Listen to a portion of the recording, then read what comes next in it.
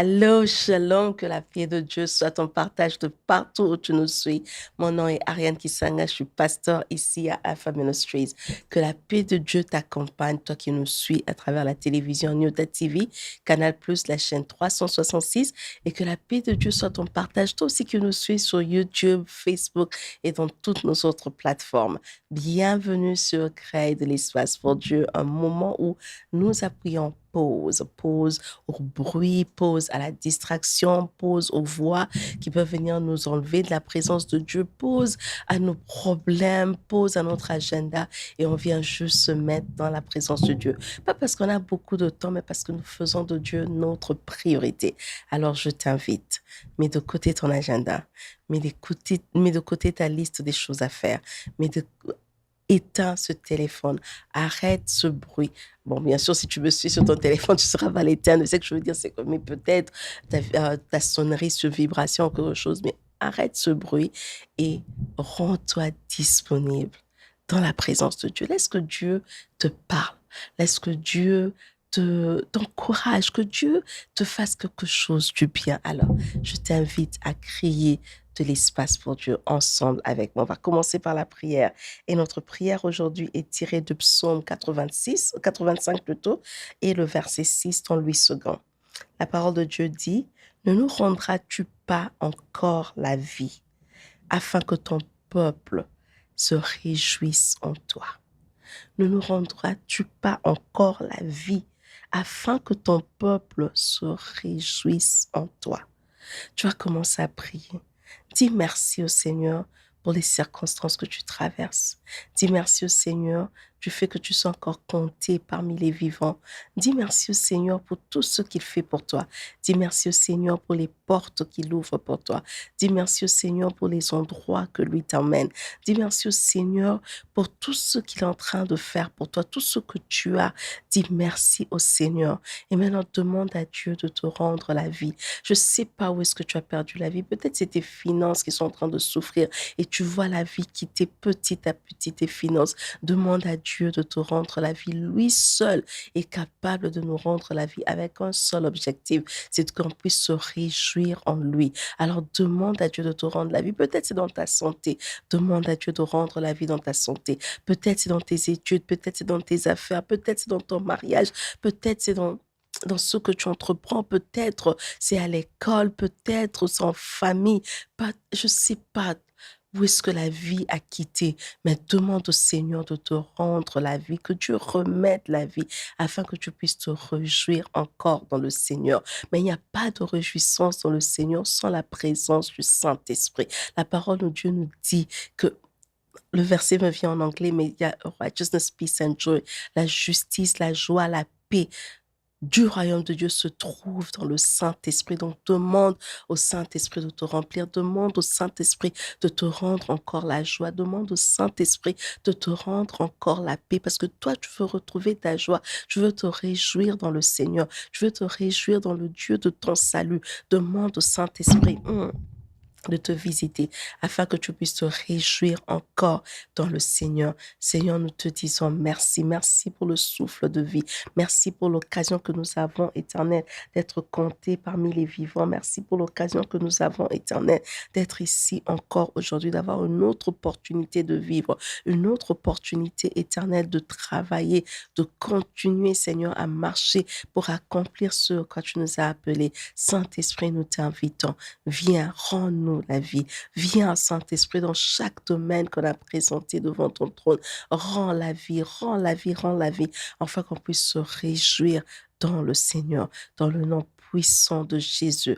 Nous avons ainsi prié et les saints de Dieu disent Amen, Amen, Amen. Alors avant qu'on commence, si tu es ici pour la première fois ou si tu te retrouves que tu n'es pas encore abonné et que tu ne suis pas sur nos plateformes, je t'invite maintenant à t'abonner, à nous suivre et prendre une seconde aussi pour partager la vidéo. En fait, quand tu partages la vidéo, tu participes à la grande commission que Christ nous a laissé, le grand mandat d'aller et de faire de toutes les nations les disciples. Ça te prend 2 secondes, appuie, partage, invite quelqu'un, dis à quelqu'un de souscrire. Toi-même aussi souscrire. Assure-toi que tu es compté parmi nos abonnés.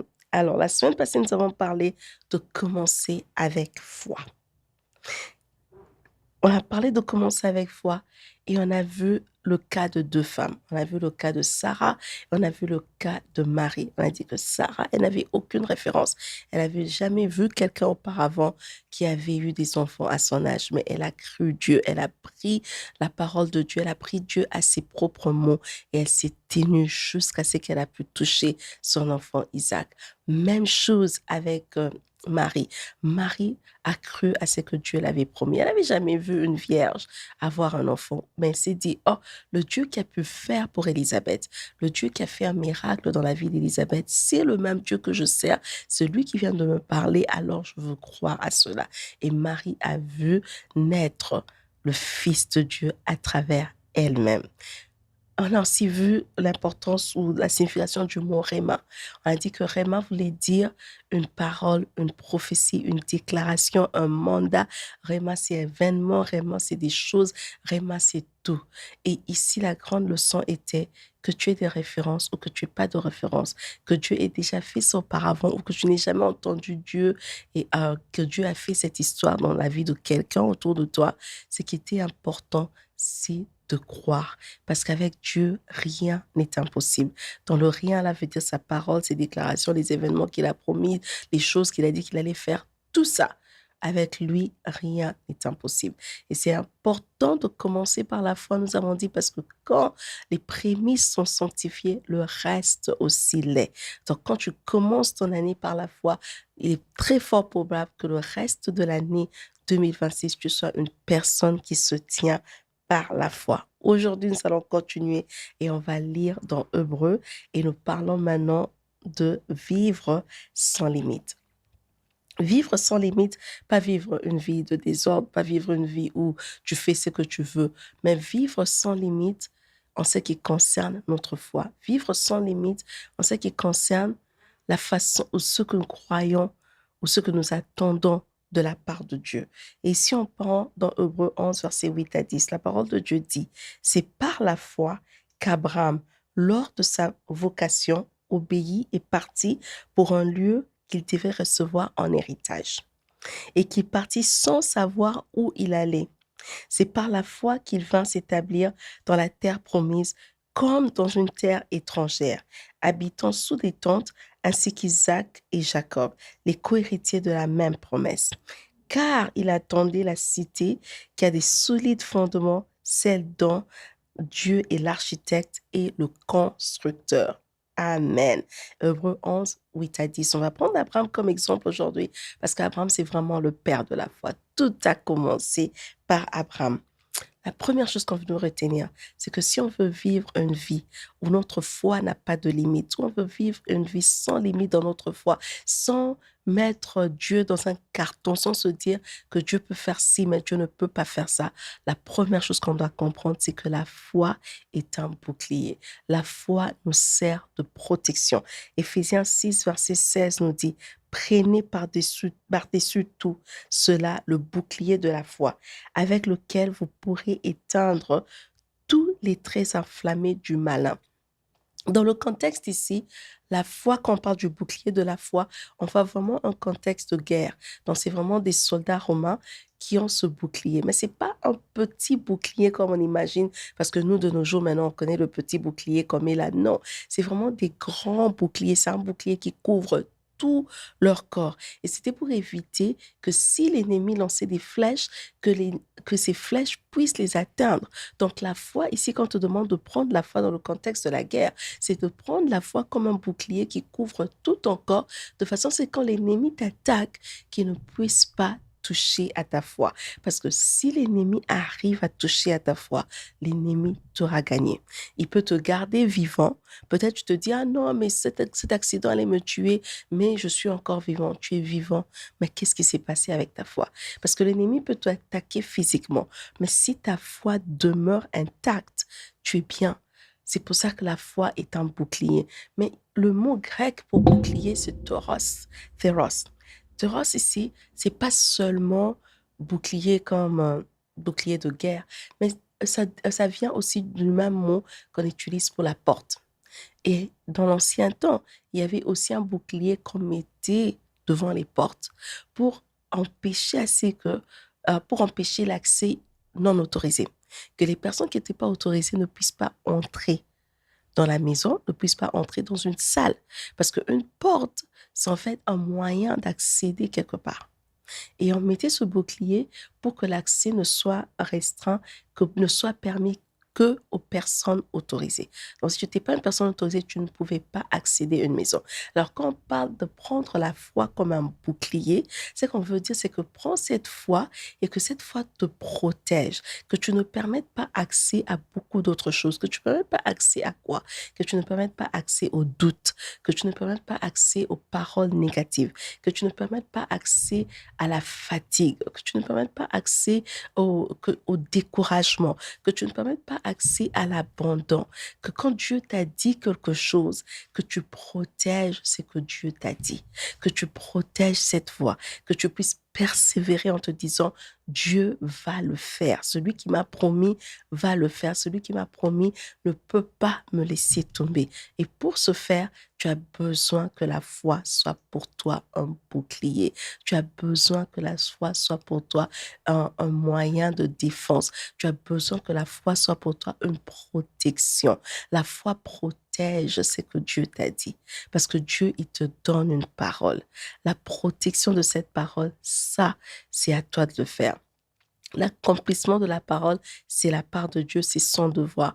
Mais la protection de cette parole pendant que tu es vivant, c'est à toi de le faire. Et la première chose qu'on te demande de prendre, c'est de prendre la foi, mais de prendre la foi comme un bouclier. Mets la foi devant la porte de ton esprit, mets la foi devant la porte de la façon dont tu réfléchis, mets la foi devant la porte de tout, afin que le doute ne puisse pas entrer, afin que la peur n'entre pas dans ton cœur, afin que ton esprit ne doute pas, afin que ça te permette de ne pas perdre courage. La foi, en fait, si tu veux, c'est comme tu te promènes en route très souvent dans les pays occidentaux.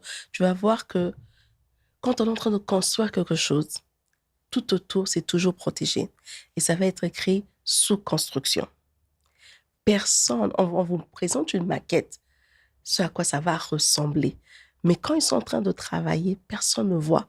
C'est quand la maquette est terminée qu'on enlève cette histoire. Maintenant, imagine-toi que c'est ça ta foi. Donc, Dieu est en train de travailler derrière cette porte-là. Personne ne voit encore ce que Dieu fait.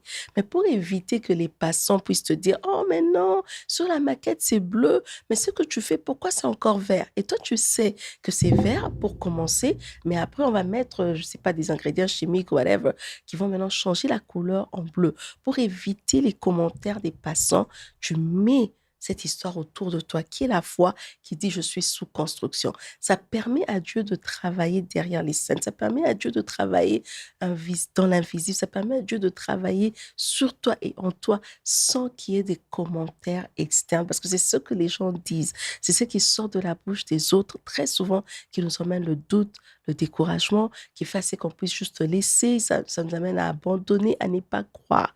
Et alors tu as besoin que la foi te protège, tu as besoin de porter la foi comme un bouclier. Si on veut vivre une vie sans limite, on a besoin d'une foi plutôt sans limite. On a besoin d'une foi qui voit au-delà de ce que l'œil physique peut voir. Dans Genèse 12, versets 6 à 7, quand Dieu dit à Abraham de partir dans ce pays, il dit quitte ta famille, quitte ton père et va là où moi je veux te diriger. Va dans ce pays. Moi je veux te montrer. On a lu dans le verset d'Hébreu qui nous dit que Abraham ne savait même pas où est-ce qu'il allait. Dieu dit, va, moi je te montrerai. Mais dans la terre qu'on promet à Abraham, il y a un problème. Dans cette terre-là, les Cananéens habitaient encore. Donc maintenant, Dieu, tu m'enlèves de là où j'étais, là où j'avais une terre, là où mon père avait quelque chose. Tu me dis, quitte la maison de ton père, quitte tout ceci pour une terre que moi, je veux te donner à toi et à tes descendants. Sauf que dans cette terre-là, les habitants, les ayants droit de la terre sont déjà là. Les Cananéens habitent leur terre quand Dieu fait cette promesse à Abraham. En ce temps-là, il s'appelle encore Abraham. Quand Dieu fait cette promesse-là, Abraham quitte, mais il va vers une terre qui est occupée. Il ne va pas vers une terre vierge. Il ne va pas vers une terre qui attend des occupants. C'est une terre qui est occupée par des personnes à qui la terre appartient. Mais Dieu dit, va. Et dans cette terre-là, sur cette terre-là, je te rends ton nom grand, je te donner une nation et ton peuple, tes descendants habiteront là-bas. Physiquement, Abraham plutôt voyait que la terre est occupée. Mais spirituellement, il a vu au-delà. Qu'est-ce que cela veut dire? Ça veut dire que des fois, Dieu nous promet quelque chose. On va prendre l'exemple d'une femme. Dieu vient, il te promet, il te dit, toi, tu seras mère. Tu vas avoir des jumeaux, tu vas avoir des triplés, tu vas avoir autant d'enfants. Tu vas chez le médecin te dit, mais en fait, ta matrice n'a pas de place pour placer un enfant parce qu'il y a des fibromes partout, parce qu'il y a des myomes, parce qu'il y a des kystes, parce qu'il y a ci, parce qu'il y a ça. Alors, il n'y a pas d'endroit. Quand ta foi sans limite voit au-delà du physique, ta foi dit, OK, les Cananéens sont sur cette terre. Oui, j'ai des Cananéens qui habitent, mais l'Éternel m'a dit. Alors tu refuses de juste voir ces fibromes et tout ce qui se passe là-dedans. Tu te dis, Dieu est capable de placer les enfants au milieu de ces Cananéens. C'est ce que ça veut dire. Là où Dieu t'a promis, peut-être c'est pas une terre vierge. Ce que Dieu t'a promis, c'est peut-être pas quelque chose de facile. Très souvent, c'est même pas facile. Parce que c'était facile, on allait le faire nous-mêmes. Dieu te promet quelque chose que toi, tu n'es pas capable de faire, mais quelque chose que seul lui peut faire parce que même ces Cananéens-là sont des créatures de l'Éternel. Celui qui les a créés, donc eux aussi sont sous son autorité. Lui ne voit pas ça, il se dit, comment je serais prêt à mettre Israël là? Je vais m'occuper de placer Israël. Mais c'est à toi d'avoir la foi et de te dire, ce que Dieu a dit va au-delà de ma situation physique. Ce que Dieu a dit va au-delà des circonstances que je vois maintenant. Ce que Dieu a dit va au-delà de ce que je subis maintenant dans mon corps. C'est comme une personne malade pendant des années. Dieu dit de ce cancer-là, tu vas guérir. Et tu regardes, tu vas chimiothérapie après chimiothérapie. Et tu te dis, mais ça ne va pas. Je suis déjà au stage 4. Je vais aller bientôt, mais c'est la fin. Qu'est-ce que je veux faire? Mais Dieu te dit, il va te guérir. C'est de te dire, OK, c'est vrai, le cancer est en train de ronger mon corps. C'est vrai que je suis déjà peut-être à la au stage 4 ou presque à la fin. Mais parce que Dieu a dit, je refuse de voir ça. Et je me dis que celui qui a fait la promesse va venir et au milieu de cette situation, au milieu de cette circonstance, de ces circonstances, au milieu de ce qu'il y a physiquement, il va me donner ce qu'il m'a promis. Si on veut vivre encore une vie où on expérimente, où on vit une foi sans limite, on a besoin de se souvenir de quelque chose. Qu'une foi sans limite, une bonne foi, c'est une foi qui se souvient. Abraham, dans Genèse 12, verset 7, en méditant, j'ai beaucoup aimé cette partie qui dit, et Abraham bâtit là un autel à l'Éternel. Abraham, qui devient Abraham plus tard, n'a pas bâti un autel de sacrifice à l'Éternel. Il a bâti un autel de reconnaissance, mais il a aussi bâti un autel de souvenir. Il a bâti un point pour lui de souvenir à l'Éternel qui lui est apparu. Parce que la promesse que l'Éternel avait faite était trop grande. Lui, il est vieux et Dieu lui promet une nation. C'était trop grand. Les Cananéens habitent encore leur terre, mais Dieu lui dit que ici tes descendants habiteront et je ferai d'eux une grande nation. Il se dit cette promesse est trop grande pour que mon cerveau puisse juste se souvenir de ça. Alors j'ai besoin de quelque chose qui va me rappeler ce que Dieu a fait et ce que Dieu a dit. Abraham bâtit un autel à l'Éternel là. Ce souvenir est très important dans notre foi. Parce que c'est ça qui nourrit même notre foi et qui nous donne le courage de continuer. Se souvenir, se rappeler de ce que Dieu a fait dans le passé. En tant qu'humain, très souvent on oublie. Le cerveau humain oublie très souvent, et ça oublie très, très souvent. Le cerveau humain oublie et on a besoin de ces points de repère, se souvenir. Est-ce que tu écris quelque part ce que tu as fait dans le passé? Peut-être tu peux juste enregistrer un audio, faire une vidéo. Garde souvenir et quelque chose que quand tu rentres, tu te dis, oh, voilà mon journal de témoignage. Oh, en 1958, voilà ce que Dieu avait fait.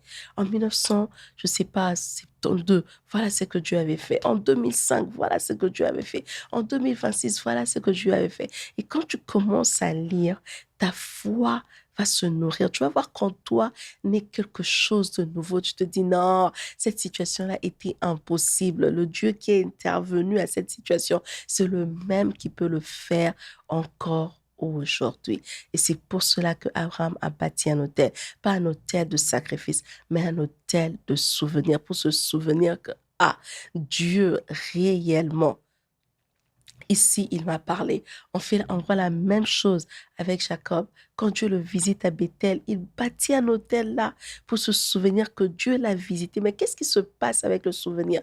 C'est que le souvenir va de génération en génération. Dieu peut avoir fait des grandes choses dans ta vie, mais si tu ne les as pas gardées quelque part, si tu n'as pas dit, si tu n'as pas enregistré, si tu n'as pas écrit, quand tu es parti, les enfants qui viendront, les personnes après toi, quels souvenirs auront-ils de Dieu? Qu'est-ce qu'ils vont dire? Qu'est-ce que ce Dieu-là avait fait? Dans le psaume, plutôt le psalmiste parle, mais je pense que c'est le psaume des fils de Corée. Je pense que c'est psaume 90, ah non, 78 si je ne me trompe pas. Les fils de Corée disent qu'on va dire à la prochaine génération les bienfaits de l'Éternel. Comment on va dire? Il faut un moyen de se souvenir. Quel hôtel tu bâtis? Qu'est-ce que tu as comme point de repère, point de souvenir? Quand c'est difficile pour toi, est-ce que tu as un journal où tu vas pour lire? Est-ce que tu as un cahier où tu vas pour lire ce que Dieu avait fait dans le passé pour que ça te donne le courage de te dire le Dieu qui a fait autrefois peut le faire encore aujourd'hui? Une foi qui est forte, une foi qui ne faillit pas, une foi qui ne limite pas Dieu est une foi qui sait se souvenir. Et la même foi qui ne limite pas Dieu, c'est aussi une foi courageuse. Daniel 3, verset 17 à 18. Les amis de Daniel sont prêts à être jetés dans cette fournaise ardente. Mais ils disent au roi, ils disent, roi, on sait que notre Dieu va intervenir pour nous. Il est capable de nous délivrer au roi. Mais s'il ne le fait pas, nous n'allons servir aucun autre Dieu. On ne va pas servir tes dieux si notre Dieu ne nous délivre pas, mais on est sûr que notre Dieu est capable de nous délivrer. Et ils acceptent d'être jetés. La foi courageuse, c'est la foi qui passe à l'action. C'est la foi qui dit, Dieu m'a promis un poste, je serai politicien, je serai ceci. Et c'est cette foi-là qui se prépare à ce poste. La préparation, selon ce que Dieu nous a dit, n'est pas un péché, c'est pas mauvais. Dieu t'a promis quelque chose, mais quelle action tu fais pour te préparer? Ou tu te dis, oh, comme Dieu a promis, le jour ça arrivera, Dieu va directement télécharger toutes les capacités dont j'ai besoin. Il est souverain, je ne veux pas dire que Dieu n'est pas capable de le faire, il est capable de le faire. Mais quand Dieu nous donne une parole en avance, le but de cette parole qu'il nous donne à l'avance, c'est de nous préparer. C'est pas de se réveiller le matin à répéter cette parole sur notre vie. Rester là, tu ne fais rien pendant la journée, mais tout ce que tu fais, c'est déclarer, répéter. Oui, la déclaration, la répétition, la confession, tout ça dans la vie d'un chrétien, ça a sa place. Mais l'action a aussi sa place. Pour que Abraham devienne Abraham, pour qu'il ait cette nation, pour qu'il soit aujourd'hui appelé le père de la foi, il a dû quitter la maison de son père plutôt. Il a dû quitter sa famille, il a dû passer à l'action. Dieu te promet, mais fais un effort de passer à l'action. Qu'est-ce que Dieu t'a promis et quelle action tu as déjà mis en œuvre? Les amis de Daniel, ils devraient être courageux pour être acceptés d'être jeté dans cette fournaise. Peut-être toi, tu as besoin du courage pour aller déposer ce CV. Dieu t'a promis un poste. Tu as prié, Dieu te dit, écoute, voilà, je te donne un poste. Voilà l'endroit où tu vas travailler. Tu ne vas pas rester main croisée en attendant que ces gens-là vont juste t'appeler pour te dire, Dieu nous a dit que c'est toi qu'on t'a engagé. Non, tu dois avoir le courage d'aller appliquer, d'aller déposer ton CV et puis maintenant prier, dire, Seigneur, c'est toi qui as dit que ce poste sera mien. J'ai fait ma part, j'ai déposé mon CV, maintenant je demande ta faveur afin que ta parole s'accomplisse. Rappelle-toi que le réma de Dieu, ce sont des paroles, réma de Dieu, c'est des événements, réma de Dieu, c'est des déclarations. Dans une foi, une personne qui veut vivre une foi sans limite, une personne qui veut expérimenter Dieu dans d'autres dimensions en 2026, c'est une personne qui est courageuse. C'est une personne qui se réveille le matin après avoir confessé la parole de Dieu sors pour faire quelque chose. Est-ce que c'est dans l'agriculture que Dieu t'a appelé? Qu'est-ce que tu fais pour voir cette histoire se manifester? Est-ce que Dieu t'a dit que tu allais avoir des enfants? Qu'est-ce que tu fais pour te préparer à être cette maman? Qu'est-ce que tu fais maintenant, aujourd'hui, pour te préparer à être celle que Dieu dit que tu seras? Quelles sont les actions que tu es en train de mettre en place? Une foi sans limite, une vie de foi sans limite, c'est une vie où on expérimente Dieu et on passe à l'action. La foi ne reste pas à la maison en train de juste contempler, en train de parler. La foi passe à l'action. Dieu ne te demande pas de tout comprendre. Les situations sont vraiment impossibles et très difficiles. Mais ce que Dieu te demande de faire, c'est de tenir ferme, de finir et de commencer par la foi. Quel genre de foi? Une foi d'abord que tu vas utiliser comme bouclier. Une foi qui va être pour toi, qui va te permettre de voir au-delà de ce que la réalité te dit. Une foi qui est courageuse et une foi qui se souvient de l'Éternel. Je ne sais pas ce que tu traverses comme situation difficile ou compliquée. Je ne sais pas qu'est-ce que le diable est en train de voler, comme on a lu dans le passage du début, que Dieu te rende la vie. Je ne sais pas où est-ce que la vie a coulé. Je ne sais pas où est-ce que c'est passé. Le découragement est entré par où. Mais prie qu'en ce début d'année, que Dieu te rende la vie et que ta foi prenne une autre dimension. Arrête de juste proclamer, arrête de juste déclarer. Passe à l'action, sois une personne courageuse.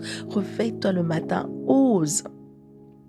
Même les disciples, quand Christ leur dit, mais allez, jetez le filet, disent, Seigneur, on a essayé toute la nuit. On n'a pas eu de poisson. Mais comme toi, tu as parlé, comme tu nous as donné ton réma, comme nous avons ta déclaration, on a ta parole. La semaine passée, on a dit que tout commençait par une parole. Comme on a ta parole, on va jeter le filet. Alors aujourd'hui, je viens te dire, comme tu as déjà la parole de Dieu pour 2026, jette le filet. Comme tu as déjà la parole de Dieu en 2026, passe à l'action, sois courageux, sois courageuse, va faire quelque chose qui s'aligne avec la promesse de Dieu sur ta vie. On va juste prier et demander au Seigneur, dire au Seigneur merci d'abord pour sa parole. Remercie le Seigneur parce qu'encore une fois, il t'a parlé. Remercie le Seigneur pour les différentes promesses qu'il t'a faites. Remercie le Seigneur pour tout ce que tu as comme événement qu'il t'a promis, pour tout ce que tu as comme promesse de l'Éternel. Remercie-le, dis-lui merci. Merci Seigneur pour tes promesses. Merci pour ce que tu as dit que tu allais faire. Merci Éternel pour les endroits que tu as dit que tu allais nous emmener. Et demande à Dieu de faire revivre ta foi. Peut-être toi, c'est un problème de courage. Peut-être te dis, Seigneur, j'ai tellement foi en toi, mais j'ai pas de courage. Peut-être la peur te paralyse, peut-être c'est le doute, peut-être tu te dis, oh, tu n'as pas de confiance, tu te dis peut-être, ah moi on va me rejeter, moi ceci, moi cela. Demande à Dieu, comme on a dit dans le premier verset qu'on priait dans le psaume 85, c'est de te rendre la vie, que Dieu te donne le courage dont tu as besoin, que Dieu te donne l'estime de soi dont tu as besoin pour passer à l'action. Peut-être toi tu es une personne qui ne se souvient de rien, tu es tellement focalisé sur ce que tu traverses que tu as oublié que hier, Dieu l'avait fait. Tu as oublié que hier, Dieu avait ouvert une porte. Tu as oublié que hier, Dieu avait transformé quelque chose dans ta vie. Demande à Dieu de t'aider à te souvenir. Que l'Éternel te donne des stratégies pour que tu puisses garder le souvenir de ce qu'il a fait dans ta vie.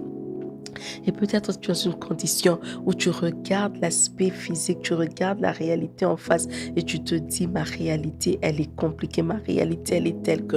Mais je suis venue aujourd'hui te dire, quelle que soit ta réalité, la vérité de la parole de Dieu va au-delà de ça.